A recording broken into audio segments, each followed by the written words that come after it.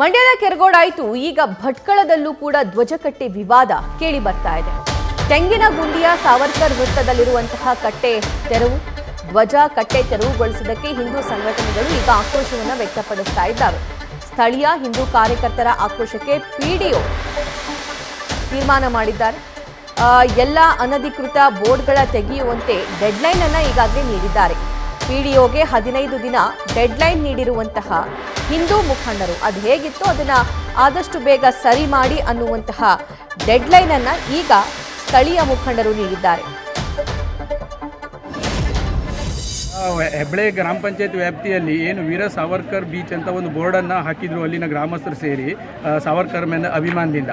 ಅದು ಸಹ ಪಂಚಾಯತ್ ಗಮನಕ್ಕೆ ತಂದಿದ್ದಾರೆ. ಪಂಚಾಯತಲ್ಲಿ ಠರಾವಾಗಿದೆ, ಮುಂದಿನ ಕ್ರಮ ಜರುಗಿಸಬೇಕಿತ್ತು. ಅಷ್ಟರೊಳಗಡೆ ಪಿ ಡಿ ಏನು ಮಾಡಿದ್ದಾರೆ, ಯಾರ್ದೋ ಒತ್ತಡಕ್ಕೆ ಮಾಡಿದ್ದು, ಅಧಿಕಾರಿಗಳದ್ದು ರಾಜಕಾರಣದ ಒತ್ತಡಕ್ಕೆ ಮಾಡಿದ್ದು. ಮೊನ್ನೆ ಬಂದು JCB ತಂದು ಅದನ್ನು ಬೀಳಿಸಿ ಅಲ್ಲಿನ ಗ್ರಾಮಸ್ಥರು ಪರಿಪರಿಯಾಗಿ ಕೇಳ್ಕೊಂಡ್ರು, ನೀವು ತೆಗಿಬೇಡಿ ನಾವೇ ತೆಗಿತೀವಿ ಅಂದೂ JCB ಬೀಳಿಸಿ ತಗೊಂಡೋದ್ರು. ಇವತ್ತು ಇಡೀ ಪಂಚಾಯತಿನ ಸದಸ್ಯರು ಅಧ್ಯಕ್ಷರು ಆದಿಯಾಗಿ ಎಲ್ಲರೂ ಸೇರಿ ಆ ಬೋರ್ಡನ್ನು ಬೋರ್ಡ್ ಹಾಕಬೇಕು ಪುನಃ. ಇಲ್ಲ ಅಂತ ಹೇಳಿದ್ರೆ ಅನಧಿಕೃತವಾಗಿ 4-5 ಬೋರ್ಡ್ಗಳನ್ನು ಯಾರು ಟರವಾಗಿದೆ ಅದನ್ನು ತೆಗಿಸಬೇಕು, 2ರಲ್ಲಿ 1 ಮಾಡಿ ಅಂತ ಆಪ್ಷನ್ ಕೊಟ್ಟರು. ಆದರೆ ಇಲ್ಲಿ PDO ಒಂದು ಕಡೆ ಪ್ರೆಷರಿಂದ ಅನ್ಯ ಕೋಮಿನಾಗಲಿ ಬೇರೆ ಅನಧಿಕೃತ ಬೋರ್ಡ್ ಇದೆ, ಅದನ್ನು ತೆಗಿಲಿಕ್ಕೂ ಮುಂದೆ ಹೋಗ್ತಾ ಇಲ್ಲ. ಅದು ಮತ್ತು ಪಂಚಾಯತ್ ಗಮನಕ್ಕೂ ತಂದೇ ಹಾಕಿರುವಂಥ ಬೋರ್ಡ್ಗಳು. ಇದು ಪಂಚಾಯತ್ ಗಮನಕ್ಕೆ ತಂದು ವೀರ ಸಾವರ್ಕರ್ ಬೋರ್ಡ್ ಹಾಕಿದ್ರು ಇವರು ಏಕಾಏಕಿ ಯಾರ್ದೋ ಒತ್ತಡಕ್ಕೆ ತೆಗೆದಿದ್ದಾರೆ. ಈಗ ಅದರಿಂದ ಪೊಲೀಸರು ಮತ್ತು PDO ಮತ್ತು ನಮ್ಮ ಇಲ್ಲಿ ಗ್ರಾಮಸ್ಥರ ಮಧ್ಯೆ ಘರ್ಷಣೆಗೆ ಕಾರಣವಾಗ್ತಾ ಇದೆ. ಇದು ಯಾಕಂತ ಹೇಳಿದ್ರೆ ಆಡಳಿತ ತಂತ್ರದ ಒಂದು ವಿಫಲತೆ ಅಂತ ಹೇಳಬೇಕು.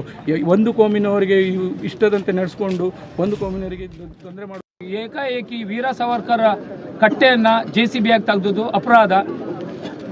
ನಾವೀಗ ಧರಣಿ ಕೊಳ್ತೇವೆ. ಆ ಬೋರ್ಡನ್ನು ಏನು ಬೋರ್ಡ್ ಅನಧಿಕೃತ ಬೋರ್ಡ್ ಇತ್ತು ಅದನ್ನು ತೆಗೆದು ನೀವು ಬನ್ನಿ, ಆ ನಂತರ ನಮಗೆ ಮುಂದಿನ ವಿಚಾರ ನಾವು ಹೇಳ್ತೇವೆ ಅಂತ ಮಾನ್ಯ ಸದಸ್ಯರು ಅಧ್ಯಕ್ಷರು ಹೇಳಿದ್ರು. ಅದು ಯಾವುದಕ್ಕೂ ಅಧಿಕಾರಿಗಳು ಗೌರವ ಕೊಡದೆ, ಯಾವುದೇ ವಿಚಾರವನ್ನು ಮಾತಾಡ್ದೇನೆ ಪುನಃ ನಮ್ಗೆ ಆ ಕಟ್ಟೆಯನ್ನು ತೆಗಿತೆ ಅಂತ ಮಿನವೇಶ ಮಾಡ್ತಾ ಇದ್ದಂಥ PDOಗಳು ಅಧಿಕೃತವಾಗಿ ನಮಗೆ ನಮ್ಮ ಗ್ರಾಮ ಪಂಚಾಯತ್ ಮೆಂಬರು ಹೌದು, ಪಾರ್ಟಿಯ ಅಧ್ಯಕ್ಷರು ಹೌದು ಸುಬ್ರಹ್ಮಣ್ಯ ದೇವಡಿಗವರು, ಅವರ ಸೂಚನೆ ಒಂದು ಬಂದಾಗ ನಾನು ಒಂದು ಜಿಲ್ಲೆಯ ಪದಾಧಿಕಾರಿಗಳಾಗಿ ನಾನು ಆ ಸ್ಥಳಕ್ಕೆ ಧಾವಿಸಿದೆ. ಸ್ಥಳಕ್ಕೆ ಧಾವಿಸಿದಾಗ ವಿವರವನ್ನು ಕೇಳಿಕೊಂಡು ಏಕಾಏಕಿ ತೆಗೆದುದು ಅಪರಾಧ. ಈಗಾಗಲೇ ಮಾನ್ಯ ತಹಸೀಲ್ದಾರ್ ಅವರು ಬಂದು 15 ದಿವಸ ಮೊದಲೇ ನೋಟಿಸ್ ಕೊಡಬೇಕಾಯಿತು.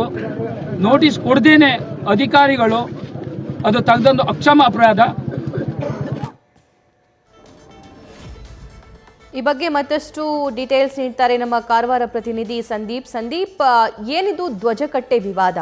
ಈ ಧ್ವಜಕಟ್ಟೆಯನ್ನ ಯಾವಾಗ ನಿರ್ಮಿಸಿದ್ರು? ಇದಕ್ಕೆ ಪರ್ಮಿಷನ್ ತಗೊಂಡಿದ್ರಾ? ಇಷ್ಟೊಂದು ವಿರೋಧ ವ್ಯಕ್ತಪಡಿಸ್ತಾ ಇರೋದಕ್ಕೆ ಏನ್ ಕಾರಣ? ಹೌದು ಸಭಾ, ಏನು ಮಂಡ್ಯದ ಕೆರಗೋಡ್ನಲ್ಲಿ ನಡೆದಂತ ಪ್ರಕರಣ ಈಗ ಉತ್ತರ ಕನ್ನಡ ಜಿಲ್ಲೆಯ ಭಟ್ಕಳದಲ್ಲಿ ನಡೆದಿರತಕ್ಕಂಥದ್ದು. ಏನು ಭಟ್ಕಳದ ತೆಂಗಿನಗುಂಡಿಯಲ್ಲಿ ಅಂತ ಇದು ಕಳೆದ 3 ವರ್ಷದ ಹಿಂದೆನೆ ಏನು ತೆಂಗಿನಗುಂಡಿಯಲ್ಲಿ ಒಂದು ಭಗವದ್ ಧ್ವಜನ ನಿರ್ಮಿಸಿ ಅಲ್ಲಿ ಒಂದು ವೀರ ಸಾವರ್ಕರ್ ಕಟ್ಟೆ ಅಂತ ಕಟ್ಟಿದ್ರು. ಇದು ಅನಧಿಕೃತವಾಗಿದೆ ಅಂತ ಹೇಳಿ ಕಳೆದ ಒಂದು 3-4 ದಿನದ ಹಿಂದೆ ಏನು ಹೆಬ್ಳೆ ಪಂಚಾಯತ್ PDO ಇದನ್ನು ತೆರವು ಮಾಡಿದ್ರು. ಆದ್ರೆ ಇದು ಸಾಕಷ್ಟು ಈಗ ವಿವಾದಕ್ಕೆ ಕಾರಣ ಆಗಿದೆ. ಯಾಕಂದ್ರೆ ಏನು ಹೆಬ್ಳೆ ಪಂಚಾಯತ್ ವ್ಯಾಪ್ತಿಯಲ್ಲಿ ಸುಮಾರು 3-4 ಕಡೆ ಅನಧಿಕೃತವಾಗಿ ಅನ್ಯ ಕೋಮಿನ ಬೋರ್ಡ್ಗಳಿದೆ. ಇದನ್ನ ನೀವು ತೆರವು ಮಾಡಲಿಲ್ಲ. ಆದ್ರೆ ಹಿಂದೂ ಧರ್ಮದ ಏನು ಭಗವದ್ಗೀತೆ ಹಾಕಿದಂತಹ ಕಟ್ಟೆಯನ್ನ ಯಾಕೆ ತೆರವು ಮಾಡ್ಬೇಕಂತ ಆಕ್ರೋಶ ವ್ಯಕ್ತಪಡಿಸಿದ್ದಾರೆ. ಏನು ಹೆಬ್ಳೆ ಪಂಚಾಯತ್ ಎದುರುಗಡೆ ಪ್ರತಿಭಟನೆಯನ್ನು ಸಹ ಮಾಡಿದ್ರು. ಏನು ಇದು ಸಾಕಷ್ಟು ವಿವಾದ ಆದಂತಹ ಹಿನ್ನೆಲೆಯಲ್ಲಿ ಸ್ಥಳಕ್ಕೆ ತಹಸೀಲ್ದಾರ್ ತಿಪ್ಪೇಸ್ವಾಮಿ ಅವರು ಭೇಟಿ ನೀಡಿದ್ರು. ಜೊತೆಗೆ ಏನು PDOಗೆ ಸೂಚನೆಯನ್ನು ಸಹ ನೀಡಿದ್ದಾರೆ. 15 ದಿನದಲ್ಲಿ ಯಾವುದೇ ಕೋಮಿಂದಾಗಲಿ ಅನಧಿಕೃತ ಬೋರ್ಡ್ಗಳಿದ್ರೆ ಅದನ್ನು ತೆರವು ಮಾಡಿ ಅಂತ ಹೇಳಿದ್ದಾರೆ. ಮತ್ತೆ ಹಿಂದೂ ಕಾರ್ಯಕರ್ತರನ್ನು ತೆರವು ಮಾಡಿದಂತಹ ಕಟ್ಟೆನ ಈಗ ಮರು ನಿರ್ಮಿಸಿದರೆ ಈಗ 15 ದಿನ ಗಡುವನ್ನ ಕೊಟ್ಟಿರತಕ್ಕಂಥದ್ದು. 15 ದಿನದಲ್ಲಿ ಈಗ ತೆರವು ಮಾಡದೇ ಇದ್ರೆ ಇದು ಮತ್ತೆ ವಿವಾದಕ್ಕೆ ಕಾರಣ ಆಗ್ಬೋದು ಸಭಾ. Thank you Sandeep. News first ನಿರ್ಭೀತಿಯಿಂದ ನಿಮ್ಮ ಪರವಾಗಿ.